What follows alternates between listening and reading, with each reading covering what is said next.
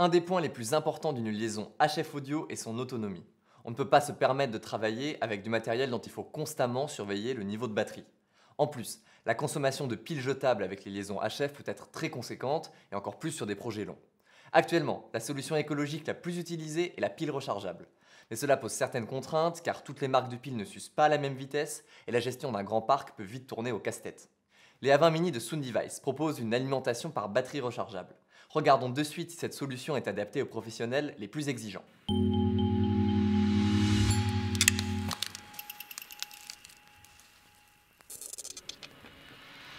Les A20 Mini peuvent être alimentés de trois manières possibles, avec 3 piles au format LR3, une batterie Sony NP-BX1 lithium ou par alimentation externe vers le port USB Type C.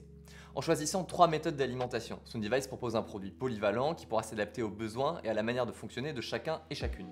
Passons en revue ces 3 manières de fonctionner. Dans un premier temps, vous pouvez utiliser 3 piles au format LR3, aussi appelé AAA.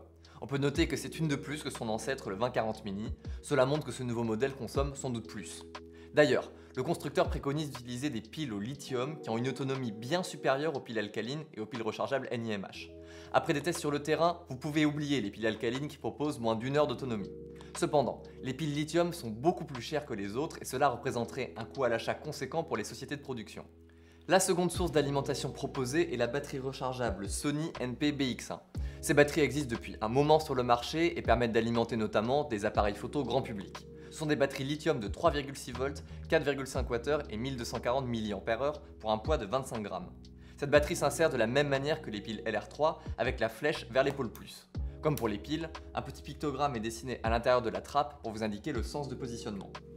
On notera un détail ergonomique qui facilite l'utilisation de piles ou de batteries. Les 3 piles s'insèrent dans le même sens avec le pôle plus vers le haut en insérant d'abord la pile par le pôle moins. Cela permet d'éviter la situation où vous devez changer en vitesse les piles d'un boîtier sur un acteur et que dans la précipitation, vous vous trompiez de sens. De plus, un espace en bas à droite de la trappe à piles permet de les retirer. On regrettera tout de même un système de type languette qui aurait permis de les retirer plus facilement. Enfin, je regrette que la trappe ne puisse pas se clipser pour se refermer. Cela aurait été beaucoup plus intuitif que le système de loquet. La contrepartie à tous ces avantages est la nécessité de racheter un parc de batteries avec ces A20 Mini ainsi que les chargeurs qui vont avec. Vous pouvez vous procurer des batteries seules ou bien un kit proposé par Sony qui inclut en plus d'une batterie un chargeur individuel avec un port USB. Sony ne propose pas de chargeurs multiples mais d'autres marques le font.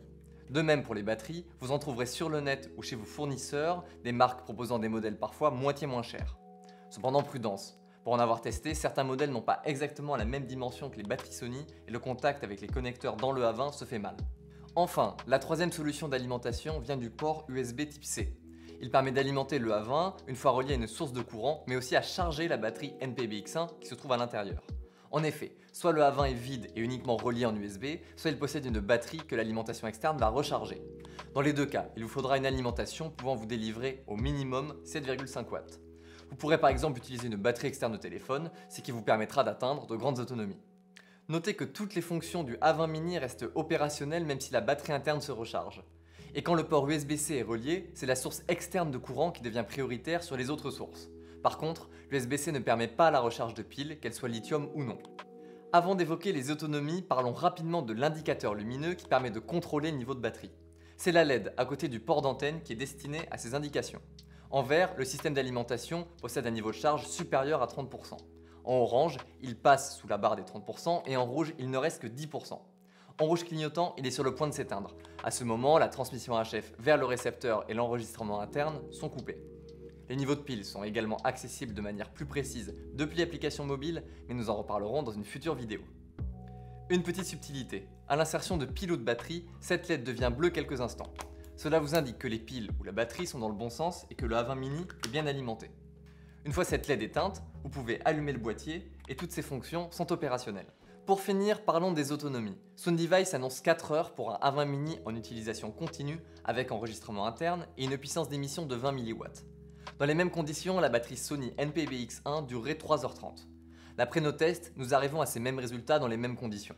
Je vous affiche ici les captures d'écran de l'application avec la durée d'enregistrement atteinte avec une batterie NP-BX1 pleine et une puissance d'émission de 20 mW. Je précise que ces tests ont été faits dans des conditions normales de température et des batteries neuves.